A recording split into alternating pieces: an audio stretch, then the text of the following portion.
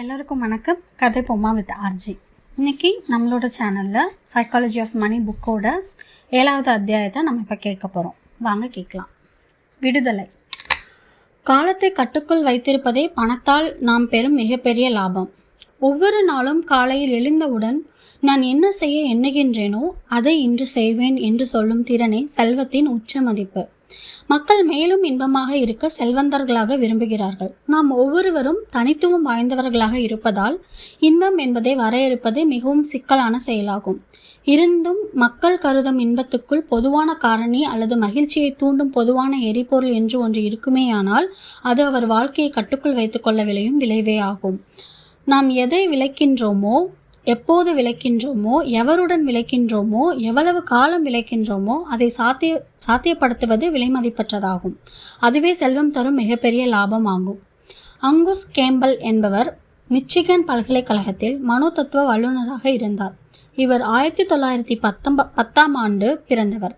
மன இறுக்கம், மனப்பதட்டம், மனக்கோளாறு போன்ற மனித மனத்தின் முரண் நிலைகளை குறித்து மனோதத்துவ கல்வி ஆய்வுக்குட்படுத்தப்பட்டு கொண்டிருந்த காலத்தில் இவரது ஆய்வு நடந்தேறியது. மக்களை இன்புற செய்வது எது என்பது குறித்து கேம்பல் தெரிந்து கொள்ள ஆரம்பித்தார். அவர் 1981ஆம் ஆண்டில் வெளியிட்ட the sense of wellbeing in America என்ற நூலில் மனோதத்துவ வல்லுநர்கள் பொதுவாக நம்புவதை விட மக்கள் இன்பமாகத்தான் உள்ளனர் என்று குறிப்பிட்டுள்ளார். அவர்களுக்குள்ளும் சிலர் மற்றவர்களை விட மிகவும் இன்பமாக இருக்கின்றனர். அத்தகைய நிலையில் இருப்பவரை நீங்கள் அவர்களுடைய வருவாய், இருக்கும் இடம், கல்வி தகுதி போன்ற காரணிகளால் தரம் பிரிக்க இயலாது. ஏனென்றால் அத்தகைய பிரிவுகளின் கீழ் உள்ளவர்களில் பலர் மனச்சோர்வால் மிகவும் பீடித்த நிலையில் உள்ளனர். இன்பத்துக்கான மிகவும் வலிமையான காரணியாக அவர் குறிப்பிடுவது மிகவும் எளிதான ஒன்றாகவே உள்ளது. கேம்பல் தொகுத்துரைப்பது இதுதான். தமது வாழ்க்கையை மிக திறமையாக கட்டுப்படுத்தும் குணம் உடையவரே நல்வாழ்க்கைக்கான நேர்மறை எண்ணங்களை மிகவும் சரியாக கணிக்கக்கூடியவராக விளங்குகின்றனர். மேலும் நாம் பொதுவாக கருதும் பொருளாதாரம் சார்ந்த வாழ்க்கை நிலைகள் அதற்கான காரணியாக இருப்பதில்லை. உங்கள் வருமானத்தை விடவும், உங்கள் வீட்டின் பரந்த அளவை விடவும், உங்கள் தொழில் தரும் கண்ணியத்தை விடவும் இன்பத்தை நல்கக்கூடியது வேறு உண்டு. அது நீங்கள் எதை விளைகிறீர்களோ, எப்போது விளைகிறீர்களோ, எவரோடு விளைகிறீர்களோ அவற்றின் மீதான கட்டுப்பாடே ஆகும். இத்தகைய கட்டுப்பாடே மக்களை இன்புறச் செய்யும் மிகவும் பரந்த நிலை கொண்ட காரணியாகும். நாம் சேர்த்த செல்வத்தின் உள்ளார்ந்த மதிப்பென்பது உங்கள் வாழ்க்கையின் மீதுமான கட்டுப்பாட்டை வழங்குவதே ஆகும். இப்படி சொல்வது மிகையாகாது. நம் செய்கைகளையும் செய்யும் வகைகளையும் கட்டுப்படுத்தக்கூடிய சுதந்திரத்தையும் தனித்துவத்தையும் நமக்கு துளி துளியாய் அளிக்க வல்லது நம்மிடம் சேரும் செல்வமே ஆகும். சிறிய தொகைதான் ஆகட்டும், அது உங்களுக்கு உடல்நிலை இல்லாத காலத்தில் வங்கிகளிடமிருந்து எந்த கடனையும் பெறாது சில நாட்களுக்காவது பணியிலிருந்து விடுபடுத்திக் கொண்டு ஓய்வெடுத்து கொள்ள வைக்கக்கூடிய வழியாகிறது. அப்படியான தொகை உங்களிடம் இல்லாத பட்சத்தில் அந்த தொகையை சேர்ப்பது என்பது மிகவும் கடினமான செயலாகும்.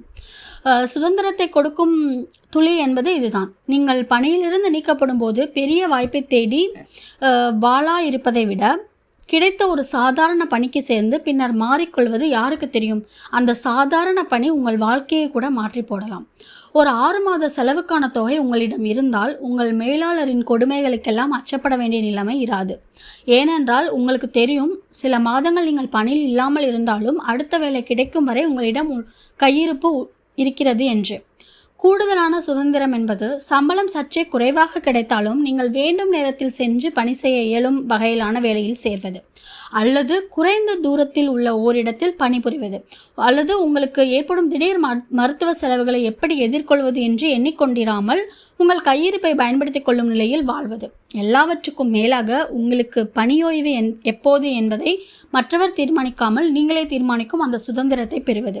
உங்களிடம் சேர்ந்த செல்வத்தின் மூலம் நீங்கள் வாங்க முயலும் இதர ஆடம்பர பொருட்களை தவிர அந்த செல்வத்தின் மூலம் நீங்கள் சேர்க்கும் காலமும் தேர்வுகளுமே ஒப்பிடுவதற்கரிய பொருட்களாகும். நான் என்னுடைய கல்லூரி நாட்களில் ஒரு முதலீட்டாளராக வரவே கனவு கண்டு கொண்டிருந்தேன். அதற்கான ஒரே காரணம் முதலீட்டாளர்கள் தங்களது முதலீடுகளின் மூலம் பெருத்த வளத்தை சேர்த்தார்கள் என்பதுதான். அத்தகைய என் எண்ணம் ஒரு உந்துதல் தான். அத்தகைய வாழ்க்கை எனதானால் அது எனக்கு முழு மகிழ்ச்சியையும் அளிக்கும் என்பதில் நான் 100% நம்பிக்கையுடன் இருந்தேன். நான் இளநிலை படித்து கொண்டிருக்கும் அந்த ஆண்டின் கோடைக்கால விடுமுறையில் லாஸ் ஏஞ்சல்ஸில் நகரில் உள்ள ஒரு முதலீட்டு வங்கியில் பகுதி நேர வேலை வாய்ப்பும் எனக்கு கிட்டியது. நான் அந்த வாய்ப்பை என் தொழிலுக்கேற்ற வகையில் லாட்டரி கிடைத்ததை போல் உணர்ந்தேன். இது மட்டும்தான் நான் என் வாழ்நாளில் வராதா என்று வேண்டிக் கொண்டிருந்தது.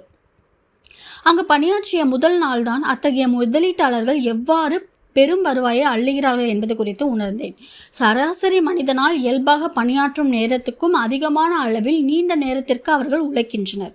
உண்மையாக பார்க்க போனால் அவர்களுள் பெரும்பாலானோர் அந்த நீண்ட நேர உழைப்பை கட்டுக்குள் வைக்க இயலாதவர்களே. நடு இரவுக்கு முன்னர் வீடு திரும்புவதே மிக மிக கடினமான செயலாக இருந்தது. அந்த அலுவலகத்தில் இப்படி ஒரு பேச்சு வழக்கும் நிலவி வந்தது. சனிக்கிழமைகளில் நீ அலுவலகம் வரவில்லை என்றால் ஞாயிற்றுக்கிழமை நீ திரும்பி வர வேண்டிய அவசியமே இல்லை. அந்த பணி அறிவை தூண்டும் விதமாக இருந்தது. வருவாயும் நன்றாக இருந்தது. குறிப்பாக என்னை நானே மிகவும் முக்கியமானவன் என்று உணரும் வகையில் அந்த பணி அமைந்திருந்தது. ஆனால் விரியும் ஒவ்வொரு வினாடியும் நான் என் மேலாளரின் எதிர்பார்ப்புகளுக்கு அடிமையாகின்றேன். அந்த அடிமை உணர்வே என் வாழ்க்கையின் மிகவும் மோசமான அனுபவத்தை பெற்றதற்கு போதுமான காரணியாக இருந்தது. என்னால் ஒரு மாதத்துக்கு மேல் அந்த நிறுவனத்தில் தாக்குப்பிடிக்க முடியவில்லை. அந்த அனுபவத்தில் மிகவும் கடினமான விஷயம் என்னவென்றால், எனக்கு அந்த பணி மிகவும் பிடித்திருந்தது. நான் அதிகமாக உழைப்பதையும் விரும்பினேன். ஆனால் உங்கள் கட்டுப்பாட்டில் இல்லாத காலவரையறையின் கீழ் உங்களுக்கு பிடித்த ஒரு காரியத்தை செய்வது என்பது உங்களுக்கு பிடிக்காததை செய்வதை போன்றதே. அந்த உணர்விற்கு ஒரு பெயரும் உள்ளது. மனோதத்துவவியலார் அதை எதிர்வினை என்பர். பென்சில்வேனியா பல்கலைக்கழகத்தில் பொருளாதார பேராசிரியர் ஜோனா பெர்கர் இது குறித்து மிகச் செறிவான முறையில் தொகுத்துரைத்துள்ளார். வாகன ஓட்டுநரின் இருக்கையில் அமர்ந்திருப்பதைப் போல மக்கள் எப்போதுமே எல்லாம் தங்கள் கட்டுப்பாட்டில் உள்ளது என்றே உணர்கிறார்கள். அவர்களை நாம் ஏதாவது செய்தால் அவர்கள் கட்டுப்பாட்டில் எதுவுமே இல்லை என்பதைப் போல் உணர்கிறார்கள். அந்த வாய்ப்பு அவர்களாகவே தேடிக்கொண்டதுதான் என்பதை உணராமல் நாம் தான் ஏதோ அவர்களை அந்த நிலைக்கு தள்ளிவிட்டோம் என்பதைப் போல் உணர்கிறார்கள். இந்த காரணத்தால் தொடக்கத்தில் அவர்களுக்கு அப்பணியை ஏற்றுக்கொள்வதில் இன்பம் இருந்தாலும் நாம் அணுகும்போது அவர்கள் அப்பணியை செய்ய முடியாது என்று சொல்லவோ இல்லை வேறு விதமாக செய்யவோ துணிகிறார்கள். இந்த கூற்று எந்த அளவுக்கு உண்மை என்று நீங்கள் உணர்ந்து கொண்டால் செல்வத்தை வாழ்வியல் போக்கில் சீரமைக்க வேண்டும் என்பதை உணர்வீர்கள். அந்த உணர்வை நாம் என்ன விளைகின்றோமோ, எப்போது விளைகின்றோமோ, யாருடன் விளைகின்றோமோ, எங்கே விளைகின்றோமோ, எவ்வளவு காலம் விளைவுகின்றோமோ அந்த வகையில் மகத்தான வளத்தை சாத்தியப்படுத்தும். டெரிக் சிவர்ஸ் என்ற பெரும் வெற்றி கண்ட தொழில் முனைவர் ஒருவர் அவர் எப்படி செல்வந்தரானார் என்று அவரை வினாவிய அவர் நண்பருக்கு பதில் கூறும் வகையில் எழுதிய கடிதத்தில் இப்படி கூறுகின்றார். நான் மன்ஹட்டன் நகரில் ஆண்டுக்கு $20,000 கிடைக்கும் ஒரு சராசரி வேலையில் பணியாற்றி வந்தேன். வெளியில் விருந்துண்ணவோ அல்லது வாடகை ஊர்திகளில் பயணம் செய்யவோ இயலாத நிலைதான் அது. மாதம் ஒன்றுக்கு நான் $1,800 சம்பாதித்தாலும் என்னுடைய தேவைகளை பூர்த்தி செய்ய ஏறக்குறைய $1,000 வேண்டியதாக இருந்தது. நான் 2 வருடங்கள் இந்த நிலையில் வாழ்ந்து $12,000 சேமித்தேன். அப்போது எனக்கு வயது 22. கையில் $12,000 சேர்ந்ததால் நான் என் வேலையை விட்டுவிட்டு முழுநேர இசைக்கலைஞனாக மாற இயலும். என் மாதாந்திர தேவைகளை பூர்த்தி செய்யும் அளவிற்கு எனக்கு சில இசை நிகழ்ச்சிகள் கண்டிப்பாக கிடைக்கும் என்று நம்பினேன். எனவே அந்த முடிவை என்னால் எடுக்க முடிந்தது. அடுத்த 1 மாதத்தில் நான் என் வேலையை துறந்தேன். அதற்கு பின்னர் நான் எப்போதுமே வேலைக்கு சென்றதே இல்லை. நான் இதை என் நண்பருக்கு சொல்லி முடித்த போது அவர் என்னிடம் மேலும் சொல்லுங்கள் என்றார். நான் அவ்வளவுதான் என்றேன். அவர் தொடர்ந்து, இல்லை, உங்கள் நிறுவனத்தை நீங்கள் விற்ற போது நடந்தது என்ன என்று வினவினார். இல்லை, அது என் வாழ்க்கையில் எந்த பெரிய மாற்றத்தையும் ஏற்படுத்தி விடவில்லை.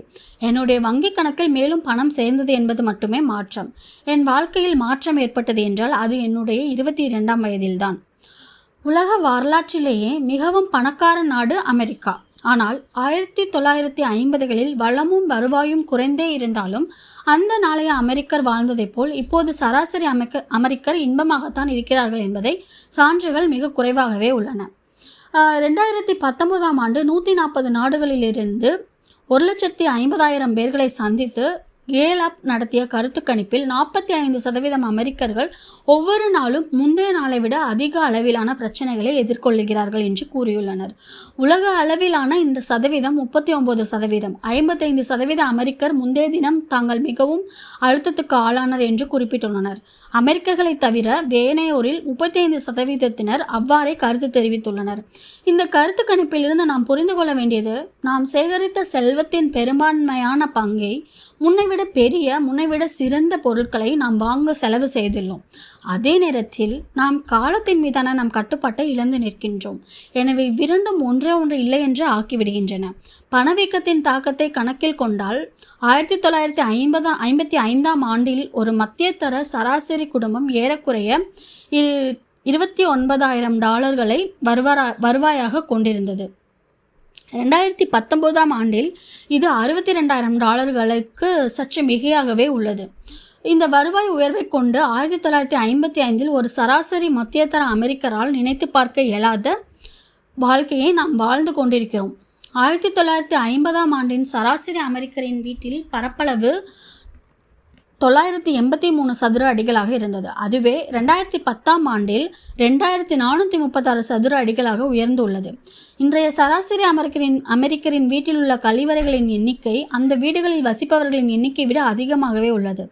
நாம் பயன்படுத்தும் சீருந்துகள் முன்னைவிட வேகமாக செல்லக்கூடியவனவாகவும் அதிக திறன் கொண்டவையாகவும் உள்ளன. நாம் பயன்படுத்தும் தொலைக்காட்சிகள் முன்னைவிட இன்னும் விலை குறைவாகவும் திறன் மிகுந்தவைகளாகவும் உள்ளன. அதே சமயத்தில் நமக்கென்று கிடைக்கக்கூடிய நேரத்தில் எந்த விதமான முன்னேற்றத்தையும் கண்டதாக தெரியவில்லை. இவ்விளைவின் பெரும்பான்மையான காரணமாக அமைவது நம்மில் பெரும்பாலோர் செய்யும் வேலையே ஆகும். ஜான் டி ராக்பெல்லர் எக்காலத்திலும் மதிக்கத்தக்க வகையில் மிகுந்த அளவு வெற்றியை கண்ட தொழிலதிபராக திகழ்ந்தவர். பெரும்பான்மையான நேரம் அவர் தனித்த நிலையில் மற்றவர்களுடன் அதிகம் பழகாதவராகவே வாழ்ந்தவர். அரிதாக பேசும் குணத்தை கொண்ட இவர் தாமாகவே பிறர் தொடர்பு கொள்ள இயலாத வகையில் பிறர் அவரை சந்திக்கும் போது பேச்சு கொடுக்காத குணமுடையவராகவுமே விளங்கினார். ராக்பெல்லருடன் அரிதாக ஓரிரு முறைகள் பேசும்போது வாய்ப்பினை பெற்ற ஒரு எண்ணெய் சுத்திகரிப்பு ஆலையின் தொழிலாளர் ஒருவர் அவரை குறித்து குறிப்பிடும் போது அவர் மற்றவர்கள் போல பேச விட்டுவிட்டு தான் அமர்ந்து கவனித்தபடி பேசாமலே இருப்பார் என்கின்றார். அவர் ஏன் மௌனமாகவே உள்ளார் என்ற வினா ஒவ்வொரு முறையும் அவர் முன் எழும்போது ராக்பெல்லர் சில நேரங்களில் இந்த பாடலை சொல்லுவார். உயர்ந்த ஓக் மரத்திலே ஒற்றை ஆந்தை வசிக்குது, அதிக அளவு பாக்குது, அளந்தளந்து பேசுது, குறைந்த அளவு பேசினால் கூடி கேட்பர் யாவருமே. பறவை அறிந்த உண்மையை மனிதர் அறிவதில்லை ஏன்? ராக்பெல்லர் ஒரு வித்தியாசமான மனிதர். அவர் கண்டுபிடித்த உண்மை ஒன்று இப்போது மில்லியன் மனிதர்களின் பழக்கத்தில் உள்ளது. எண்ணெய் கிணறுகளை தோண்டுவதோ, ரயில் வண்டிகளில் சாமான்களை ஏற்றுவதோ அல்லது எண்ணெய் பீப்பாய்களை எடுத்து செல்வதோ ராக்பெல்லரின் வேலையன்று. நிலைமைகளை கவனித்து யோசித்து நல்ல முடிவுகளை எடுப்பதே அவருடைய வேலை. அவர் வேலையின் உற்பத்தி பொருளாக வெளிவருவதை அவர் தன் உடல் உழைப்பாலேயோ அல்லது அவருடைய பேச்சு சாமர்த்தியத்தாலேயோ செய்வதில்லை. அவர் மூளைக்குள் தோன்றும் யோசனைகளே அவரது உற்பத்தி பொருட்கள் யாவும். எனவேதான் அவர் தன்னுடைய பெரும்பான்மையான நேரத்தையும் உழைப்பையும் மூளைக்குள்ளேயே செலவழிக்கிறார். பார்ப்பவருக்கெல்லாம் அவர் ஏதோ வேலையில்லாமல் பொழுதுபோக்க உட்கார்ந்திருப்பது போல தோன்றும் விதமாய் ஒவ்வொரு நாளின் பெரும்பகுதியையும் அவர் அசைவில்லாமல் உட்கார்ந்த நிலையிலே செலவழித்தாலும் எழும் சிக்கல்களை குறித்து தன் மூளைக்குள் தொடர்ந்து அவர் யோசித்து கொண்டுதான் இருக்கின்றார். எல்லோரும் உடல் உழைப்பால் மட்டுமே பணியாற்றி கொண்டிருந்த போது அவருடைய வாழ்நாளில் அவர் செய்யும் அத்தகைய பணி அபூர்வமான ஒன்றாகவே இருந்தது. பொருளாதார நிபுணர் ராபர்ட் கோட்டன் கணிப்பின்படி 1870ஆம் ஆண்டு வாக்கில் 46% வேலைவாய்ப்புகள் விவசாயம் சார்ந்தும் 35% வேலைவாய்ப்புகள் கைவினை அல்லது உற்பத்தி தொழில்களை சார்ந்தும் இருந்தன. மிக அரிதாக வெகு சில பணிகளே மனிதனின் அறிவாற்றலை சார்ந்ததாக இருந்தன. அந்த நிலையில் நீங்கள் யோசிப்பதில்லை, தொடர்ந்து உழைத்தீர்கள். அது கண்களுக்கு பலப்படும் விதத்திலும் கணிக்கக்கூடிய விதத்திலும் இருந்தது. இன்று அந்த நிலை தலைகீழாக மாறியுள்ளது. 38% வேலைவாய்ப்புகள் இப்போது மேலாளர்கள், நிர்வாகிகள், வல்லுநர்கள் என்னும் பெயர்களால் அழைக்கப்படுகின்றன. இத்தகைய பணிகள் சூழ்நிலைக்கு ஏற்ப கணித்து சரியான முடிவுகளை தேர்ந்தெடுக்கக்கூடிய பணிகள் ஆகும். அடுத்து 41% வேலைவாய்ப்புகள் உங்கள் மூளையாலும் உடலாலும் சரிசமமாக செய்யக்கூடிய நுகர்வு சேவை சார்ந்த பணிகள் ஆகும். நம்மில் பெரும்பான்மையானோர் ஏறக்குறைய ராக்பெல்லரை போன்றே பணியாற்றுபவர்கள். நாம் 1950களில் உழைப்பாளிகளின் ஈடுபட்டதை போன்ற பணிகளில் ஈடுபடுபவர் அல்லர். அதாவது மாலை பணியிடத்திலிருந்து வெளியேறதும் அன்றைய பணிகள் முடிந்துவிட்டன என்று கொள்ளும் நிலையில் நாம் இல்லை. நாம் தொடர்ந்து நம் மூளைக்குள் உழைத்து கொண்டே இருக்கின்றோம். இதனால் நாம் செய்யும் பணி முடிவு பெற்றதாக நாம் நினைப்பதற்கே இடமில்லை. நீங்கள் சீருந்துகளை உற்பத்தி செய்யும் பணியில் இருந்தால் அந்த பணியிடத்தில் நீங்கள் இல்லாத போது நீங்கள் அந்த பணிக்காக செய்ய வேண்டியது யாதொன்றும் ஏதும் இருக்காது. பணியிடத்தை விட்டுவிட்டு வெளியே வரும்போது பணியில் பயன்படுத்திய கருவிகளோடு உங்களையும் அந்த பணியிலிருந்து விலக்கிக் கொள்கிறீர்கள். ஆனால் ஒரு குறிப்பிட்ட பொருளை சந்தைப்படுத்த நீங்கள் ஒரு திட்டத்தை தீட்டுகிறீர்கள் என்றால் அதாவது உங்களின் அறிவாற்றலை பயன்படுத்தி சில முடிவுகளை எடுக்கும் வகையில் உங்கள் பணி இருக்குமாயின் உங்கள் மூளையே உங்கள் கருவியாகிறது. அது உங்களை விட்டு எப்போதும் விலகுவதில்லை. நீங்கள் பயணம் செய்யும் போதும், இரவு உணவை உண்ணும் போதும், உங்கள் குழந்தைகளை படுக்க வைக்கும் போதும், பணி அழுத்தத்தின் காரணமாக அதிகாலை 3 மணிக்கெல்லாம் நீங்கள் விழித்துக் கொள்ளும் போதும் நீங்கள் உங்கள் பணியின் திட்டத்தை பற்றி நினைத்த வண்ணமே இருப்பீர்கள். 1950ஆம் ஆண்டில் நீங்கள் இருந்திருந்தால் பயணிப்பதை விட காலத்தின் ஓட்டத்தோடு நீங்களும் பயணித்தபடியே இருப்பீர்கள். இது உங்களை ஒரு நாளின் 24 மணி நேரமும் பணியாற்றுவதைப் போல் உணர வைக்கின்றது. இதையே தி அட்லாண்டிக் இதழில் டெரிக் தாம்சன் ஒருமுறை இவ்வாறாக விளக்கியுள்ளார். 21ஆம் ஆண்டின் தொழிற்சாலை இயந்திரம் என்பது உடன் எடுத்து செல்லத்தக்க சிறிய வடிவிலானால் நவீன தொழிற்சாலை எனும் சொற்றொடர் தொழில் நடைபெறும் ஒரு இடத்தை குறிக்காது, அது ஒரு நாளையை குறிக்கும். இன்றைய கணினியல் சாதனைகள் உற்பத்தி திறனுக்கான கருவிகளுக்கு தொழிற்சாலையிலிருந்து விடுதலை அளித்துவிட்டன. அறிவுசார் பணியில் இருப்போரில் பெரும்பாலானோர் தர்க்க ரீதியாக தங்களுடைய அலுவலகத்தில் மதியம் 2 மணிக்கு பணியாற்றலாம், அல்லது அதிகாலை 2 மணிக்கு டோக்கியோ நகரிலோ அல்லது நடு இரவில் இருக்கையின் மீது கவிழ்ந்தபடி கூட பணியாற்றலாம். ஏனெனில் அவர்கள் பயன்படுத்தும் மடிக்கணினிகளும் கைபேசிகளும் மற்ற ஊடக வசதிகளும் எங்கும் எடுத்து செல்லக்கூடிய அல்லது கிடைக்கக்கூடிய பொருட்கள் ஆகும். உங்கள் முன்னோர்களோடு ஒப்பிட்டு பார்த்தால் நேரத்தை கட்டுப்படுத்தும் திறனை இழந்தவர்களாகவே நீங்கள் உள்ளீர்கள். நமது வாழ்க்கையின் அனுபவிக்கும் இன்பம் நாம் நேரத்தை கட்டுப்படுத்தும் திறனை பொறுத்தே இருப்பதால் பொதுவாக நாம் எப்போதையும் விட வசதியாகவும் பலமாகவும் இருக்கும் போதிலும் இன்பத்தை உணர முடிவதில்லை. இம்முடிவு நமக்கு அதிர்ச்சியூட்டுவதாக இருந்தாலும் இதுவே உண்மை நிலை. அதற்காக நாம் என்ன செய்ய போகின்றோம்? நாம் ஒவ்வொருவரும் தனிப்பட்ட வகையில் ஏதேதோ தனித்துவத்துடன் இருப்பதால் நிலையை மாற்றி அமைப்பதற்கான வழி என்பது அவ்வளவு எளிதாக கிடைக்கப் போவதில்லை. எனவே நாம் செய்யக்கூடிய முதல் செயல் பொதுவாக எல்லோருக்கும் இன்பம் அளிப்பது எது, எல்லோருக்கும் இன்பத்தை மறுப்பது எது என்பதை உணர்தலே ஆகும். வாழ்வதற்கான 30 வழிகள் என்னும் தன்னுடைய நூலில் முப்பியல் வல்லுநரான கால் பில்லிமேர் 1000க்கும் மேலான அமெரிக்க முதியோர்களுடன் நேர்காணல் மேற்கொண்டு அவர்களுடைய வாழ்நாளில் அவர்கள் கற்ற மிகவும் குறிப்பிடத்தக்க படிப்பினைகளாக அவர்கள் எவற்றை எழுதுகிறார்கள், எவற்றை கருதுகிறார்கள் என்பதை குறித்து எழுதியுள்ளது இது. அந்த 1000 முதியோர்களில் ஒருவர் கூட எவ்வளவு இயலுமோ அவ்வளவு கடினமாக உழைத்து சம்பாதித்து வேண்டிய பொருட்களை வாங்குவதே வாழ்வின் இன்பமாக இருப்பதற்கான வழி என்று குறிப்பிடவில்லை.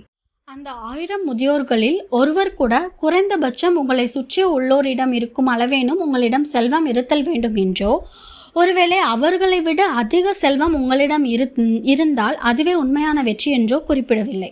அந்த 1000 முதியோர்களில் ஒருவர் கூட பின்னாளில் உங்களுக்கு பெரும் செல்வத்தை சேர்த்து கொடுக்கும் திறன் கொண்ட பணிகளைத்தான் நீங்கள் தேர்ந்தெடுத்தல் வேண்டும் என்று குறிப்பிடவில்லை. தரமான நட்பு, தங்களை விட உயர்ந்தவற்றோடு தொடர்பில் இருத்தல், தரமாக செலவழிக்கும் பழக்கம், குழந்தைகளோடு எவ்வித காலவரையற்ற நிலையில் நேரம் செலவழித்தல் போன்றவற்றையே அந்த முதியவர்கள் மதிப்புமிக்க செயல்களாக குறிப்பிட்டுள்ளனர். உங்கள் குழந்தைகள் உங்கள் அன்னையை எந்த அளவிற்கு எதிர்பார்க்கிறார்களோ அந்த அளவிற்கு உங்களிடம் பணத்தை எதிர்பார்ப்பதில்லை. குறிப்பாக நீங்கள் அவர்களுடன் சேர்ந்து இருப்பதையே விரும்புகின்றார்கள். வாழ்க்கையில் அனைத்துமாக வாழ்ந்து கடந்த அவர்களிடமிருந்து இந்த கருத்தை நீங்கள் எடுத்துக்கொள்ளுங்கள். நேரத்தை கட்டுப்படுத்தும் திறனை நாம் சேர்க்கும் செல்வம் ஈட்டுத்தரும் மிகப்பெரிய லாபமாகும். இப்போது செல்வத்தினால் கிட்டும் மிக குறைந்த லாபம் ஒன்றை குறித்து ஒரு சிறிய அத்தியாயத்தில் காண்போம். இதோட சைக்காலஜி ஆஃப் மணி புக்கோட 7வது அத்தியாயம் நம்ம கேட்டு முடிச்சிட்டோம். ஸோ இது கண்டிப்பாக உங்களுக்கு யூஸ்ஃபுல்லாக இருந்திருக்கும்னு நான் நம்புகிறேன். ஸோ கண்டிப்பாக யூஸ்ஃபுல்லாக இருந்துச்சு அப்படின்னா நீங்கள் கதைப்போமா வித் ஆர்ஜி சேனலை கண்டிப்பாக லைக் பண்ணுங்கள், ஷேர் பண்ணுங்கள், கமெண்ட் பண்ணுங்கள். ஏதாவது இம்ப்ரூவ்மெண்ட்ஸ் வேணும்னா நீங்கள் அதையும் உங்களோட கமெண்ட்ஸில் தெரிவிக்கலாம். இல்லை நீங்கள் வேறு எந்த புக்கு நீங்கள் கேட்க நினைக்கிறீங்களோ அந்த புக்கோட நேமும் நீங்கள் கமெண்ட்ஸில் போடலாம். ஸோ இது எங்களுக்கு ரொம்ப யூஸ்ஃபுல்லாக இருக்கும். So thank you so much.